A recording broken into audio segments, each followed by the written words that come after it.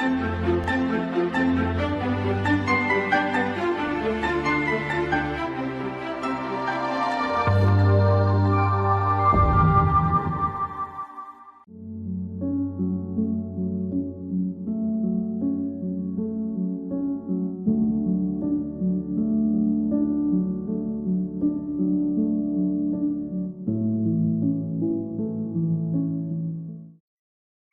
এই ভার্চুয়াল শ্রেণীকক্ষে সকল শিক্ষার্থী বন্ধুদেরকে আমি স্বাগত জানাই। আজকের এই অনুষ্ঠানে আমি যে বিষয়টি আলোচনা করতে যাচ্ছি সেটা হলো মহাত্মা গান্ধীজির vision on education and village development. আমরা সকলেই জানি যে গান্ধীজি আমাদের প্রিয় একজন নেতা ছিলেন, শুধু তাই নয়, তিনি ফাদার অফ নেশন, এবং শুধুমাত্র তিনি যে ভারতবর্ষের স্বাধীনতা আন্দোলনের নেতা ছিলেন তাই নয়, তার যে দর্শন, তার যে চিন্তাভাবনা, সেটা পৃথিবীর বিভিন্ন দেশেও একটা আলোড়ন ফেলেছিল।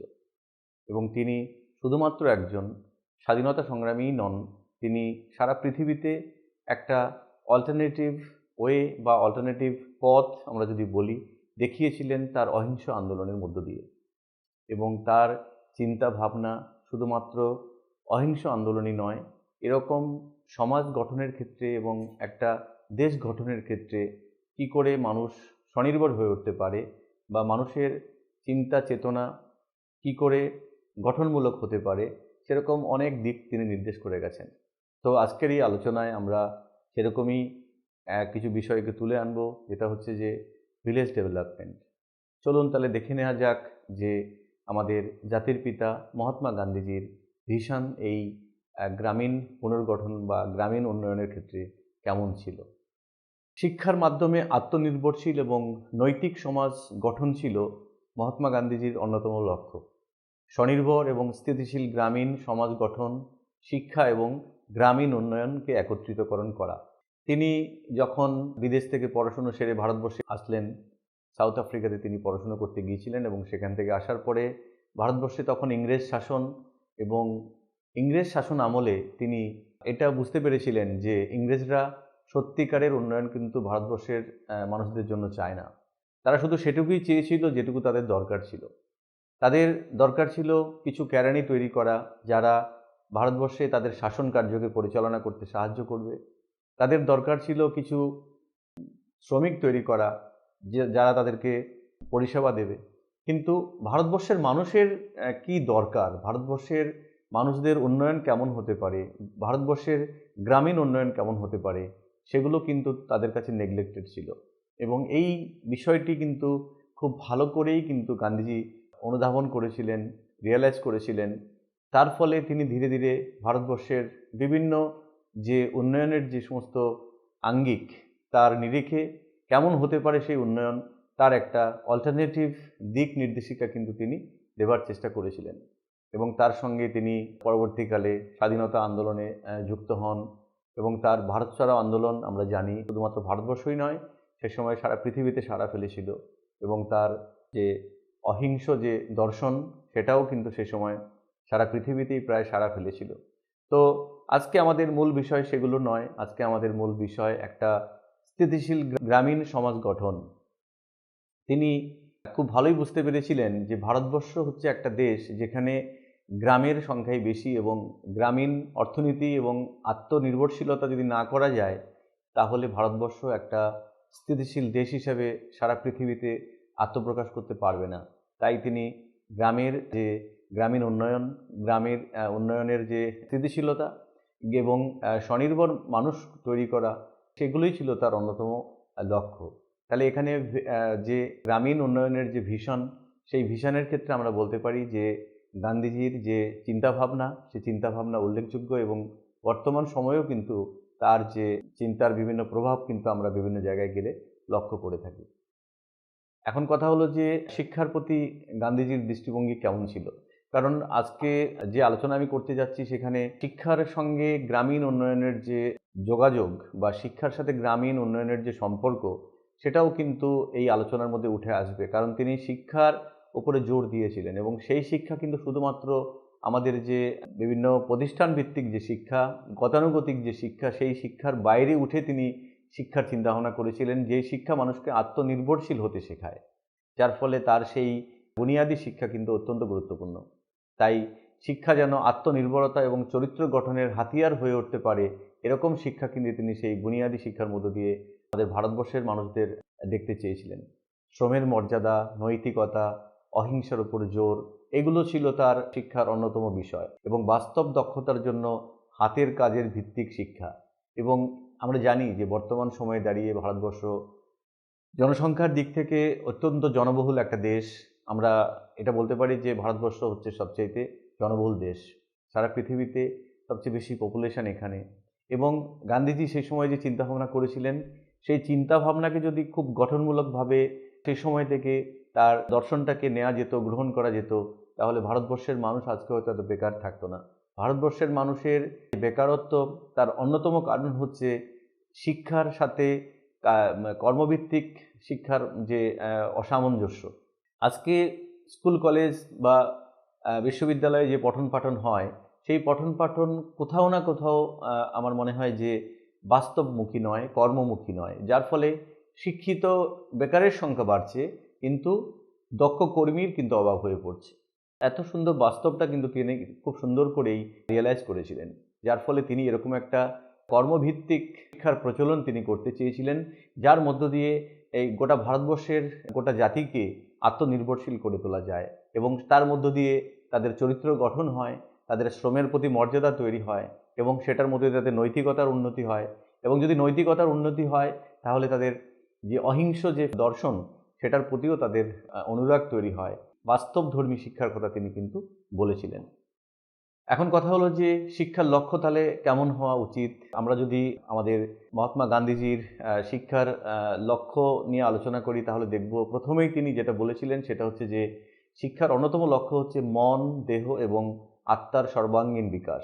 অর্থাৎ একটা all-round development of mind, body and self.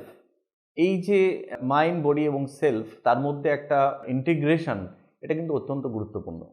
আমরা যদি এটাকে বিশ্লেষণ করি এই সংজ্ঞাটাকে, তাহলে আমরা বুঝতে পারবো যে কোনো মানুষের যদি শারীরিকভাবে সে সুগঠিত একজন মানুষ হয়, কিন্তু দেখা যায় তার মানসিক অবস্থা ঠিক নেই বা মানসিক স্থিতিশীলতা নেই, সে কিন্তু খুব ভালো তার বিকাশ কিন্তু আমরা দেখতে পাবো না। যার ফলে তার যে শিক্ষার সংজ্ঞা, এটা কিন্তু অত্যন্ত তাৎপর্যপূর্ণ।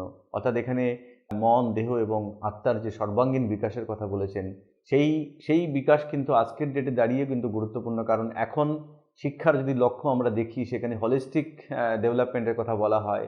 হলিস্টিক ডেভেলপমেন্ট মানে হচ্ছে যেখানে শুধুমাত্র একজন মানুষের কোনো একটা বিষয়ের উপরে দক্ষ হওয়া নয়, তার সামগ্রিক বিকাশের কথাই বলা হয় এখানে। সেখানে দেহ, মন, আত্মা এবং তার সামগ্রিক চিন্তা চেতনার একটা বিকাশের কথা কিন্তু বলা হয়।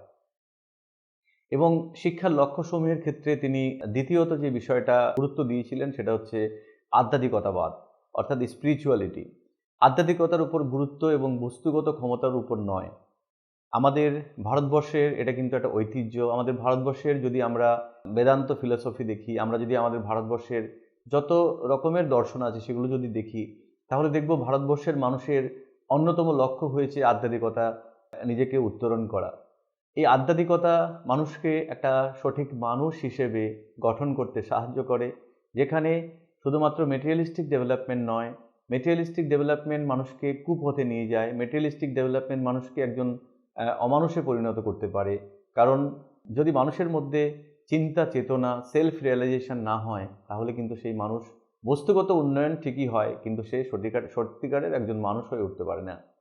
আধ্যাত্মিকতা বা স্পিরিচুয়ালিটি একটা মানুষকে সঠিক মানুষ রূপে গড়ে তুলতে পারে, কারণ সেখানে আত্ম উপলব্ধি করার অনেক বিষয় রয়েছে, যেটার উপরে কিন্তু গান্ধীজি জোর দিয়েছিলেন।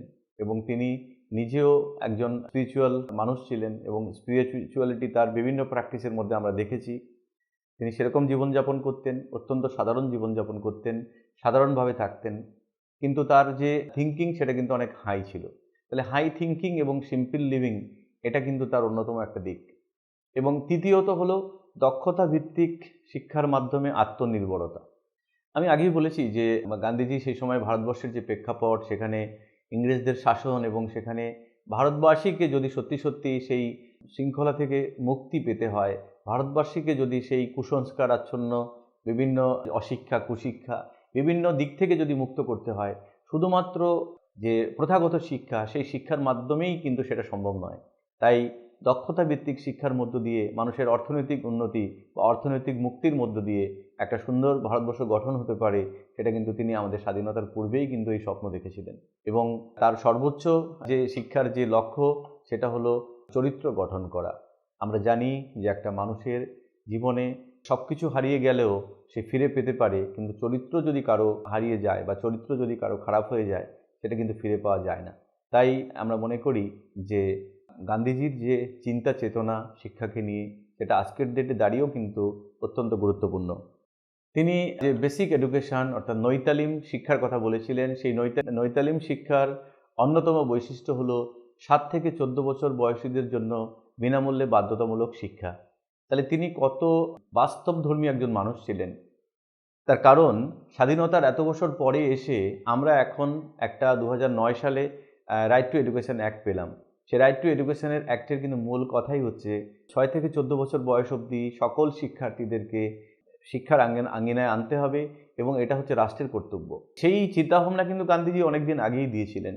তিনি বলেছিলেন যে 7 থেকে 14 বছর বয়সীদের জন্য বিনামূল্যে অবৈতনিক বাধ্যতামূলক শিক্ষা, এবং শিক্ষার অন্যতম মাধ্যম হবে মাতৃভাষা। মাতৃভাষার মাধ্যমে মানুষ শিখবে।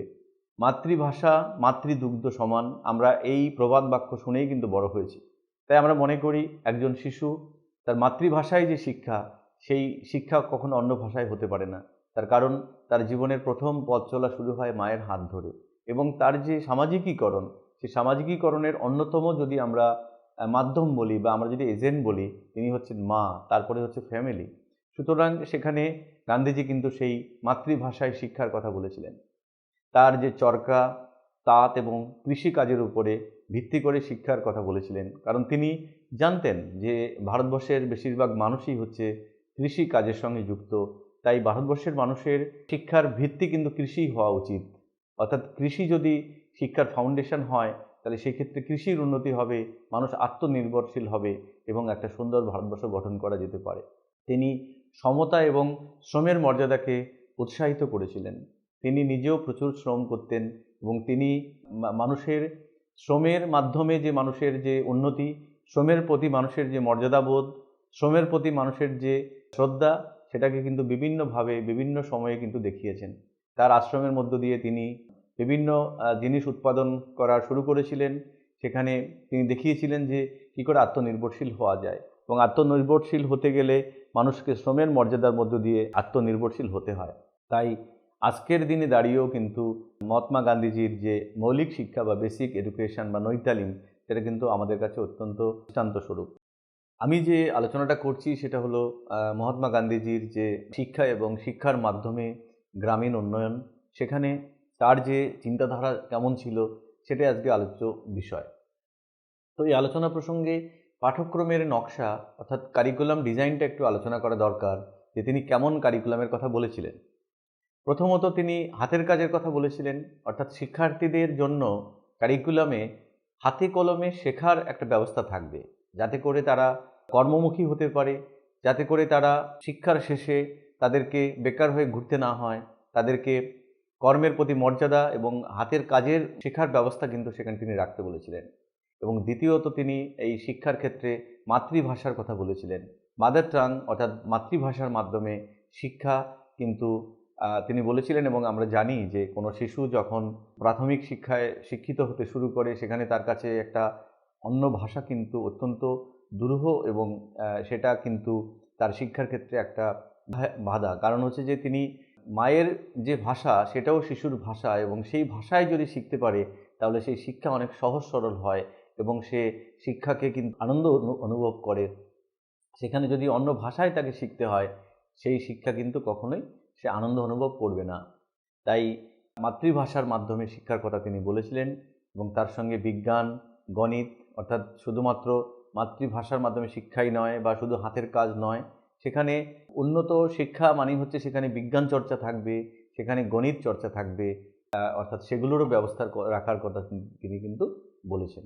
এবং তার সঙ্গে যেটা মানুষের দরকার, আমরা বিভিন্ন সময়ে দেখতে পাই অনেক মানুষ প্রথাগত শিক্ষায় শিক্ষিত হয় ঠিকই, সে বিজ্ঞান মনস্ক হয় ঠিকই, কিন্তু দেখা যায় তারা অনেক সময় অনেক অনৈতিক কাজের সঙ্গে যুক্ত হয়। তাই গান্ধীজি এই নৈতিক শিক্ষার কথা বলেছিলেন, অর্থাৎ মোরাল স্টাডিজ বা মোরাল এডুকেশন। অর্থাৎ প্রত্যেকটা মানুষেরই যদি মোরালিটি ঠিক না থাকে তাহলে সে পূর্ণাঙ্গ মানুষ হয়ে উঠতে পারে না। সে যত বড়ই শিক্ষিত হোক, আমরা কিন্তু তাকে সমাজের একজন গ্রহণযোগ্য নাগরিক হিসেবে তাকে কিন্তু আমরা গ্রহণ করি না, যদি না কারো সেই নৈতিকতা না থাকে। তাই মোরাল এডুকেশন অত্যন্ত গুরুত্বপূর্ণ, সেটাও কিন্তু তিনি এই কারিকুলামের মধ্যে রাখতে বলেছিলেন। এবং প্রকৃতি শিক্ষা অর্থাৎ নেচার স্টাডিজ, আমরা জানি যে এই শিক্ষার ক্ষেত্রে প্রকৃতি শিক্ষা এবং প্রকৃতি চেতনার উপরে যিনি সবচেয়ে বেশি গুরুত্ব দিয়েছিলেন তিনি বিশ্বকবি রবীন্দ্রনাথ ঠাকুর, এবং এখন আমরা দেখছি যে গান্ধীজিও কিন্তু এই প্রকৃতি শিক্ষার কথা বলেছিলেন। এবং আমরা জানি যে রুশো বলেছিলেন, তেমনি গান্ধীজিও কিন্তু বলেছেন যে নেচারকে উপলব্ধি করা, নেচারের যে বিভিন্ন যে সমস্ত উপাদানগুলো আছে সেগুলোকে উপলব্ধি করা, এবং সেগুলো উপলব্ধির মধ্য দিয়ে আমরা অনেক কিছু শিখতে পারি। তাই নেচারকে স্টাডি করা কিন্তু অত্যন্ত গুরুত্বপূর্ণ। এখন একটা গুরুত্বপূর্ণ বিষয় এখানে আমি তুলে ধরব, যেমন গান্ধীজি শিক্ষার যে লক্ষ্যের কথা বলেছিলেন, তার সঙ্গে কারিকুলাম অর্থাৎ পাঠ্যক্রম কেমন হবে এবং তার সঙ্গে শিক্ষক কেমন হবে। কারণ আমরা জানি শিক্ষা একটা ত্রিমেরু প্রক্রিয়া, সেখানে শিক্ষক, শিক্ষার্থী এবং সমাজ এরকমভাবেই কিন্তু শিক্ষা আবর্তিত হয়, শিক্ষা পরিচালিত হয়, এবং সেখানে কিন্তু শিক্ষককে বাদ দিয়ে কখনো শিক্ষা পরিচালিত হতে পারে না। তাই শিক্ষকের ভূমিকাও কিন্তু অত্যন্ত গুরুত্বপূর্ণ। এখানে তিনি বলেছিলেন যে শিক্ষক হবেন গাইড, পরিকল্পনাকারী এবং অনুপ্রেরণাদায়ক। অর্থাৎ শিক্ষক যেমনি গাইড হবেন তেমনি একজন প্ল্যানার হবেন, এবং তিনি কিন্তু একজন মোটিভেটর হবেন। এটা কিন্তু অত্যন্ত গুরুত্বপূর্ণ। আমরা বিভিন্ন সময়ে অনেক দুর্ভাগ্যজনক ঘটনার সাক্ষী হই, যেমন শিক্ষকরা এমন কটু কথা ব্যবহার করেন শ্রেণীকক্ষে যে শিক্ষার্থীরা কিন্তু শিক্ষার প্রতি বিমুখ হয়ে যায়। তারা অনেক ভয়ভীতির সৃষ্টি করেন, যাতে করে শিক্ষার্থীরা শিক্ষাটাকে আনন্দ হিসেবে না নিয়ে তারা কিন্তু সেটাকে একটা কষ্ট হিসেবে গ্রহণ করে, যার ফলে শিক্ষার প্রতি তাদের আগ্রহ কমে যায়। তাই তিনি কত সুন্দর চিন্তাভাবনা করেছিলেন যে একজন শিক্ষক হবে একজন মোটিভেটর, অর্থাৎ একজন শিক্ষকই পারে একজন শিক্ষার্থীকে তার সঠিক পথে পরিচালিত করতে, এবং সে যদি তাকে মোটিভেশন দেয়, সে যদি তাকে অনুপ্রেরণা দেয়, সেক্ষেত্রে কিন্তু তাকে দিয়ে অনেক বৃহত্তর কাজ হতে পারে। তাই সেটাও তিনি বলেছিলেন। এবং তিনি ক্রিয়াকলাপ ভিত্তিক শিক্ষার কথা বলেছিলেন, যেটাকে বলা হচ্ছে activity based education. Activity based education আমাদের স্বাধীনতার অনেক পূর্বে গান্ধীজি এই কথা বলেছিলেন, এবং আমরা স্বাধীন হয়েছি এবং স্বাধীনতার প্রায় অনেকগুলো বছর আমরা পেরিয়ে এসেছি। এখন এসে কিন্তু আমাদের যে নতুন যে শিক্ষা নীতি, অর্থাৎ ন্যাশনাল এডুকেশন পলিসি 2020, সেখানে কিন্তু এই অ্যাক্টিভিটি বেসড কারিকুলামের উপর জোর দেওয়া হচ্ছে। তাহলে আজকের ডেটে যেইটা আমাদের কারিকুলামের মধ্যে নীতি হিসেবে আমরা পাচ্ছি, সেটা কিন্তু গান্ধীজি অনেক দিন আগেই এই কথা কিন্তু বলে গেছিলেন। তাহলে তিনি কিন্তু একজন দূরদর্শী মানুষ ছিলেন, কারণ তিনি হয়তো দেখতে পেয়েছিলেন যে ভারতবর্ষের মানুষকে যদি মুক্তি দিতে হয়, সেখানে এই ধরনের কারিকুলাম কিন্তু অত্যন্ত গুরুত্বপূর্ণ, এবং শিক্ষক অ্যাক্টিভিটির মধ্য দিয়ে, অ্যাক্টিভিটি বেসড বা এক্সপিরিয়েন্সিয়াল লার্নিংয়ের মধ্য দিয়ে শিক্ষার্থীদের পঠন পাঠন করাবেন, তাতে করে সেই শিক্ষা অনেক বেশি জয়ফুল হবে, সেই শিক্ষা অনেক বেশি কার্যকর হবে। তাই তিনি শিক্ষকের ভূমিকার প্রসঙ্গে তিনি আরও বলেছেন যে শিক্ষার্থীদের সর্বাঙ্গীন বিকাশে মনোযোগী হবে, এবং এটাও কিন্তু বর্তমান সময়ে আমরা দেখতে পাই যে একজন শিক্ষক শুধুমাত্র সাবজেক্ট বা কোনো বিষয়ের পণ্ডিত হবেন না, তিনি শিক্ষার্থীর সামগ্রিক বিকাশের দিকে কিন্তু তার নজর থাকবে। তার কারণ শিক্ষার্থীর হলিস্টিক ডেভেলপমেন্ট করতে গেলে তার বিভিন্ন ডাইমেনশনে তার ডেভেলপমেন্টটা হওয়া উচিত। তার মানসিক, তার শারীরিক, তার নৈতিক, তার অর্থনৈতিক বিভিন্ন দিকে তার ডেভেলপমেন্ট হওয়া উচিত। তাহলে সেখানে কিন্তু শিক্ষক সে বিষয়গুলোর উপর জোর দেবেন।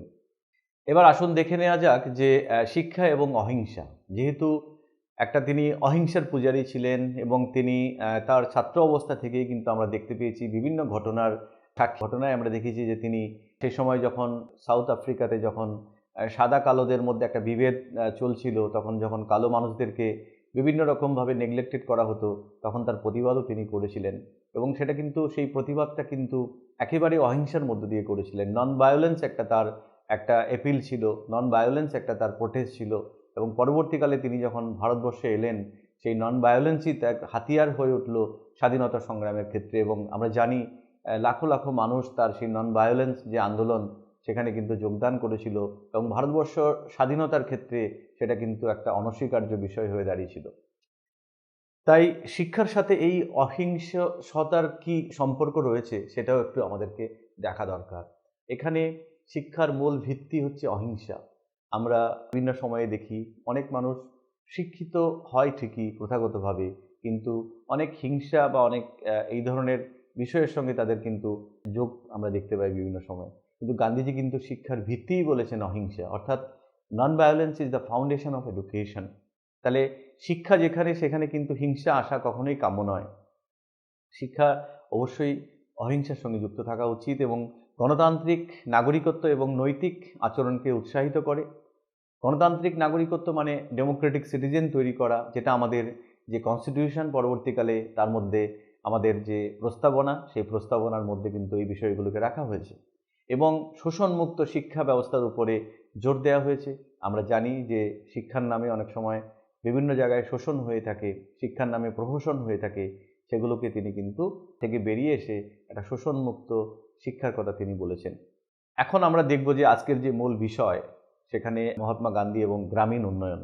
গ্রামীণ উন্নয়ন একটা গুরুত্বপূর্ণ তার জীবনের একটা দর্শন আমরা বলতে পারি। গ্রামীণ উন্নয়ন তার জীবনের একটা অন্যতম লক্ষ্য।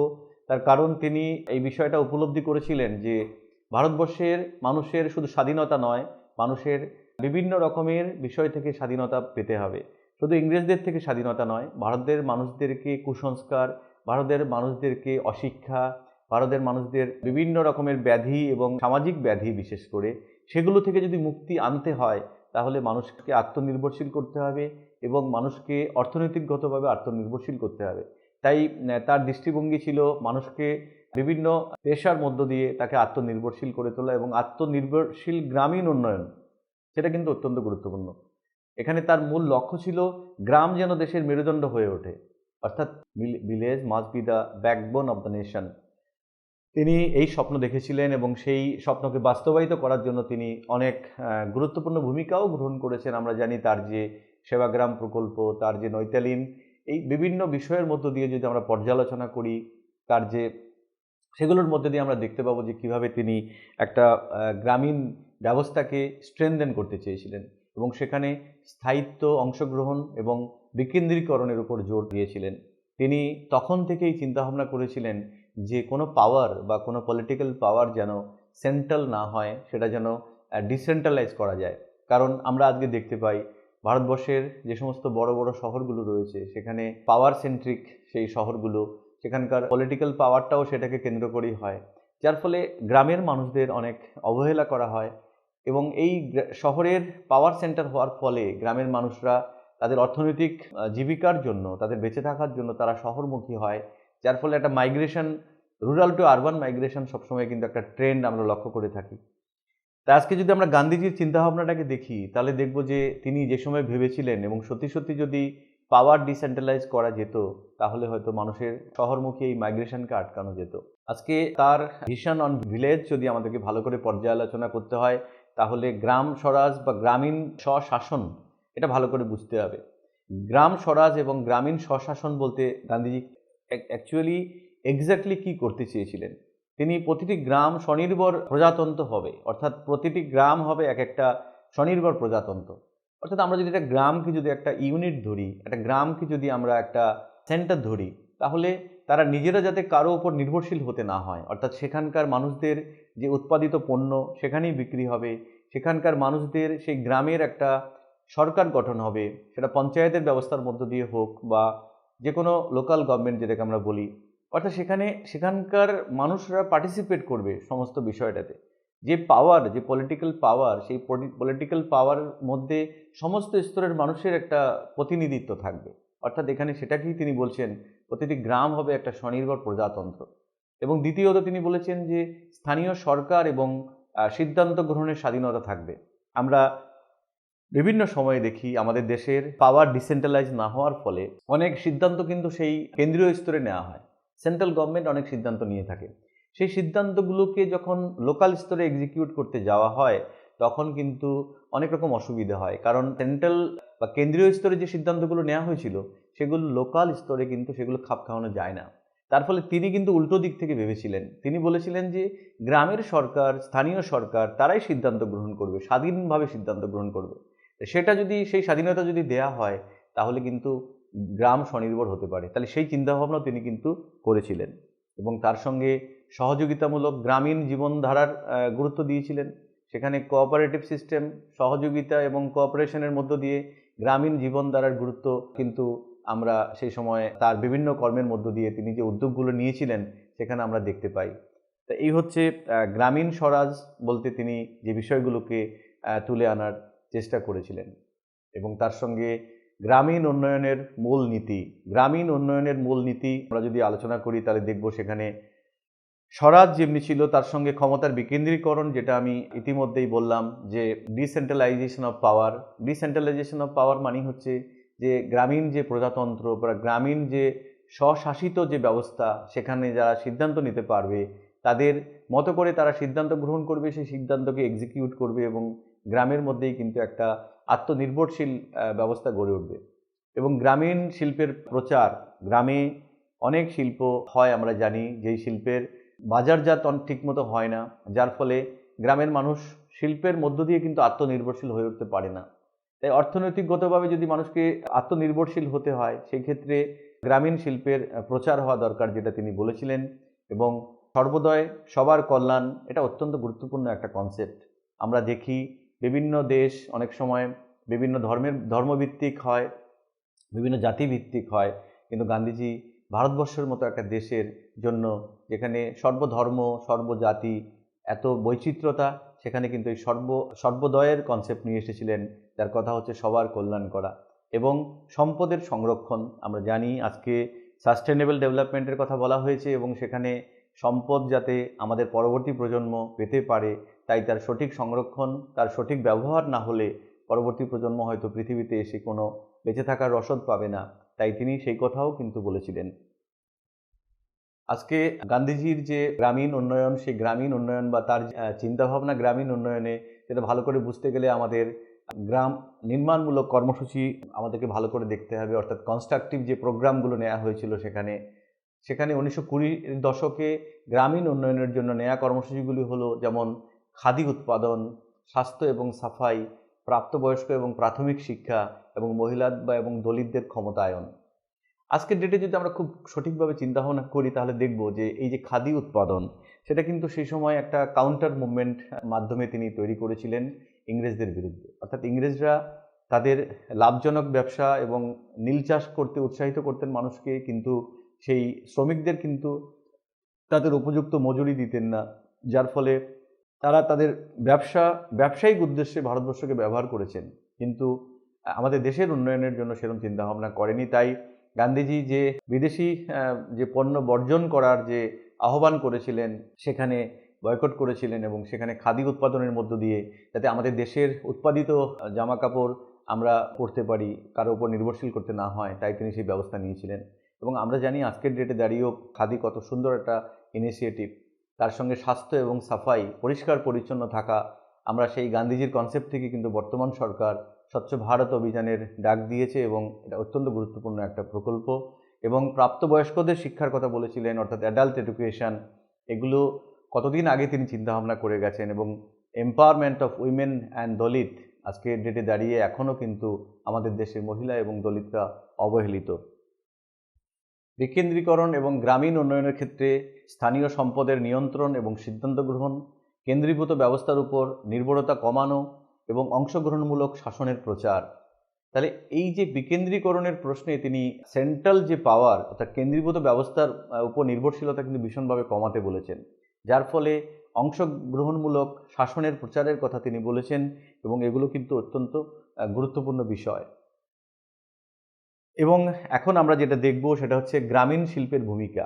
আমি আগেই আলোচনার মধ্যে আজকে রেখেছিলাম যে তিনি ভারতবর্ষের মানুষদের স্বনির্ভরতার কথা বলেছিলেন, যে ভারতবর্ষের মানুষদেরকে যদি স্বনির্ভর করা না যায় তাহলে মানুষের আসল মুক্তি হবে না। সেই মুক্তি শুধুমাত্র ব্রিটিশ শাসনের থেকে মুক্তি নয়, সেই মুক্তি হলো মানুষের সত্যিকারের মুক্তি, যেটা সম্ভব কিন্তু বিভিন্ন কর্মসংস্থানের মধ্য দিয়ে, বিভিন্নভাবে আত্মনির্ভরশীলতার মধ্য দিয়ে। তাই তিনি ঐতিহ্যবাহী কাজের পুনর্জাগরণ করেছিলেন, যেমন চরকা, তাঁত, সাবান তৈরি এবং কর্মসংস্থান সৃষ্টির জন্য শহরমুখী যে মাইগ্রেশনের কথা আমি বলেছি, অর্থাৎ শহরমুখী যে অভিবাসন রোধ, সেটাও কিন্তু তিনি গুরুত্ব সহকারে দেখেছিলেন যে মানুষ যদি গ্রামের মধ্যে কাজ পায়, মানুষ যদি গ্রামের বিভিন্ন কাজের সঙ্গে আত্মনিয়োজিত হতে পারে, তাহলে মানুষকে মাইগ্রেট করে শহরে যেতে হবে না।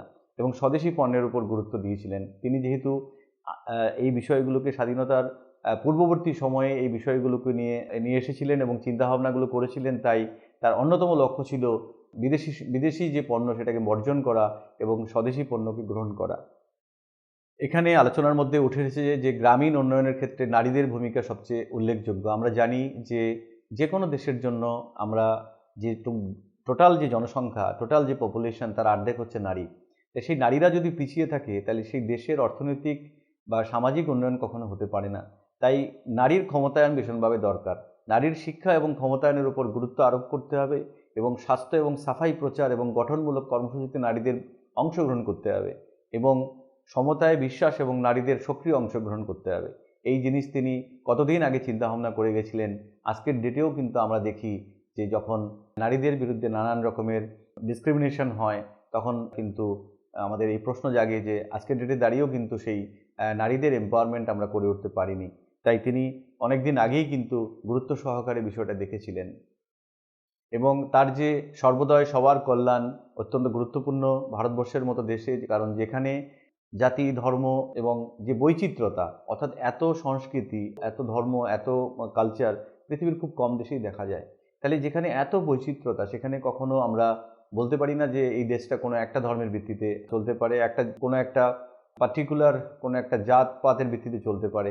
তাই এখানে সমাজের প্রতিটি স্তরের উন্নতি হওয়া দরকার, গ্রামীণ সমাজের সমতা ও ন্যায় বিচার হওয়া দরকার, অহিংসা এবং সুরক্ষিত সমাজ গঠন করা দরকার। তিনি কিন্তু এগুলো বলেছিলেন। কিন্তু খুবই দুঃখজনক, যখন আমরা দেখি বিভিন্ন জাত প্রথার কারণে মানুষকে ডিসক্রিমিনেট করা হয়, মানুষকে বিভিন্ন জায়গা থেকে বঞ্চিত করা হয় এবং অত্যাচার করা হয়, তখন কিন্তু বারবার আমাদের গান্ধীজির কথা মনে পড়ে এবং আমার মনে হয় যে গান্ধীজি যে সমাজ গঠন করতে চেয়েছিলেন, সেরকম সমাজ গঠন হলে হয়তো আজকের ডেটে জাতপাতের রাজনীতি বা এই জাতপাত, এই সমস্ত কুসংস্কারগুলো আমাদের মধ্যে এখনও হয়তো থাকতো না। আজকে পরিবেশগত স্থায়িত্বের উপরে তিনি জোর দিয়েছিলেন। তিনি প্রাকৃতিক সম্পদের দায়িত্বশীল ব্যবহার, স্থিতিশীল কৃষি এবং গ্রামীণ শিল্প, এগুলোর উপর বিশেষ গুরুত্ব আরোপ করেছিলেন এবং ঐতিহ্যগত জ্ঞান এবং আধুনিক প্রযুক্তির সমন্বয়ের কথা বলেছিলেন। সেখানে আমাদের প্রাচীন যে জ্ঞান, আমাদের যে এনসিয়েন্ট যে নলেজ, তার সঙ্গে যে বর্তমান যে প্রযুক্তি, সেটাকে সমন্বয়ের মধ্য দিয়ে আমরা একটা সুন্দর সমাজ গঠন করতে পারি, সেই দিক নির্দেশিকা তিনি দিয়েছিলেন। তিনি বড় বড় শিল্পের সমালোচক ছিলেন, কারণ তিনি মনে করতেন ভারতবর্ষের মতো দেশে বড় শিল্প দিয়ে তার সমাধান হতে পারে না। সেখানে বৃহৎ শিল্পায়ন এবং কেন্দ্রীকরণের তিনি বিরোধিতা করেছিলেন এবং স্থানীয় অর্থনীতিকে দুর্বল করার বিপদ রয়েছে বলে মনে করতেন। তাই তিনি শ্রমনির্ভর ক্ষুদ্র শিল্পের সমর্থক ছিলেন।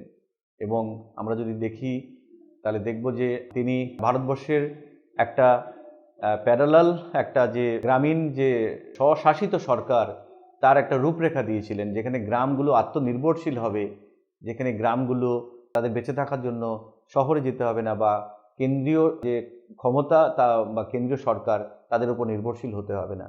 তাহলে আজকের এত সুন্দর গান্ধীজির যে চিন্তাভাবনা, সেটাকে আমি তুলে ধরার চেষ্টা করলাম। তাই আমি মনে করি যে গান্ধীজির যে দৃষ্টিভঙ্গি সামাজিক ন্যায় বিচার এবং স্থায়িত্বের রূপরেখা দেয় এবং গ্রামীণ শিক্ষা এবং গ্রামীণ উন্নয়নের পারস্পরিক এটা পরিপূরক। তাই আজকের ডেটে দাঁড়িয়েও কিন্তু তিনি আমাদের মধ্যে বেঁচে আছেন তার চিন্তা চেতনার মধ্য দিয়ে, এবং সেই চিন্তা চেতনা আজকের দিনেও দাঁড়িয়েও কিন্তু অত্যন্ত প্রাসঙ্গিক।